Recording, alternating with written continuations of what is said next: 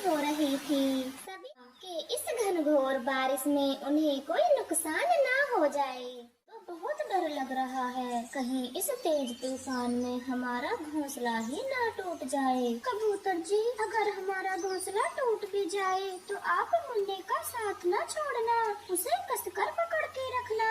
Kalu ji, lucky कहर की रात है, तभी तो ये तेज तूफान और बारिश बढ़ते ही जा रहे हैं। गोरी, चुपचाप घोंसले में बैठी रहो, ऐसे बातें करके मुझे और मत डराओ। मैं पहले से ही बहुत डरा हुआ हूँ, जब से बुलबुल के घोंसले टूटने की खबर मिली है, और मुझे अब अपने घोंसले का डर लग रहा है।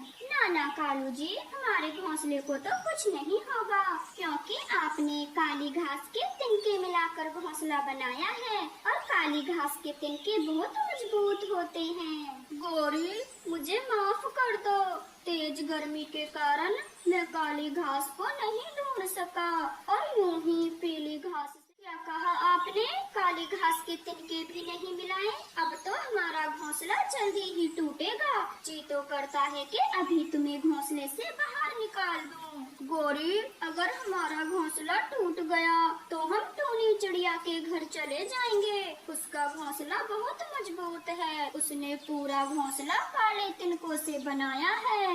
इस तरह से कालू गोरी तो बहुत परेशान हो रहे थे और उनसे अपने घोंसले में बैठी हुई थी। अच्छा हुआ जो मैंने पूरा घोंसला काली घास के मजबूत तिनकों से बनाया।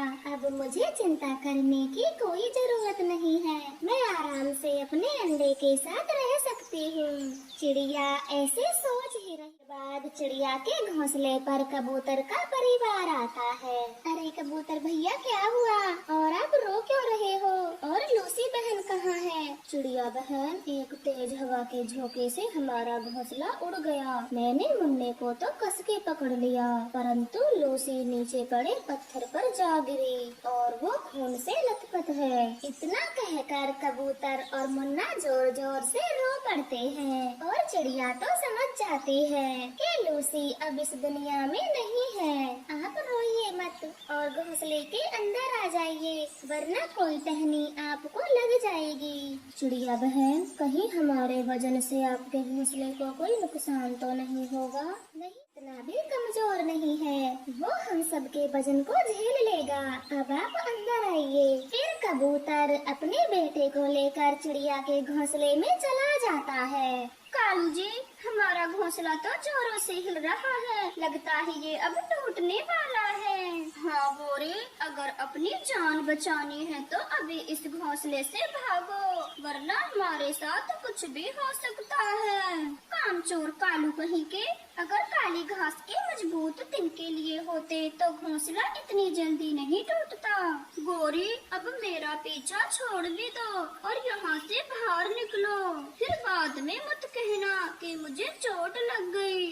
वो दोनों अपने बैठे ही थे कि तभी उनका घोंसला बीच में से टूटकर गिर जाता है। अब क्या इस टूटे घोंसले में रहने का इरादा है? अब चलो टूनी चिड़िया के पास। फिर उड़ते हुए चिड़िया के घोंसले पर चले जाते हैं। अरे कालू गोरी, क्या आपका भी घोंसला टूट गया है? हाँ चिड़िया, परंतु आपको कैसे पता कि हमारा घोंसला टूट गया? और घोंसले में रहने आए हैं, अब जल्दी से हमें अंदर ले लो। फिर चिड़िया कालू गोरी को भी घोंसले के अंदर बुला लेती है। ओए कबूतर, क्या तेरा घोंसला भी टूट गया है जो चिड़िया के घर में हो? हाँ गोरी कौवे, हमारा घोंसला तेज हवा में उड़ गया और लूसी जी की मौत हो गई। अरे रे, ये तो बहुत ही बुरा हुआ जो लूसी बहन की मौत हो गई। अभी तो मुन्ना छोटा है, बेचारा अपनी मम्मा के बिना कैसे रह पाएगा। गोरी, मैं अपने बेटे का पूरा ध्यान रखूंगा, उसे एक पल के लिए भी अपने से दूर नहीं होने दूंगा। ऐसे बातें कर वो सभी चुप हो जाते हैं और थोड़ी देर बाद टूनी चिड़िया उनसे कहती है, साथियों, आप ये दाना खा लो, आप सबको भूख लगी होगी। हाँ हाँ टोनी चिड़िया, क्यों नहीं, भूख तो बड़ी तेज लगी है हमें। अच्छा किया जो आपने पहले से ही। कालू और गोरी कौवी तो बिना कुछ सोचे समझे ही चिड़िया का दाना खाने लगते हैं, परंतु कबूतर दाना नहीं खाता। कबूतर भैया आप भी दाना खा लो और मुन्ने को भी खिला दो। नहीं नहीं चिड़िया, मैं ये दाना नहीं खा सकता। आपने इसे बड़ी मेहनत से जमा किया है। अगर हम आपका सारा दाना खत्म कर देंगे तो आप क्या खा। अब चिड़िया के घोंसले में रुके हैं तो दाना भी यही खाएंगे। इस तेज तूफान बारिश में अपना दाना तो खोज नहीं सकते।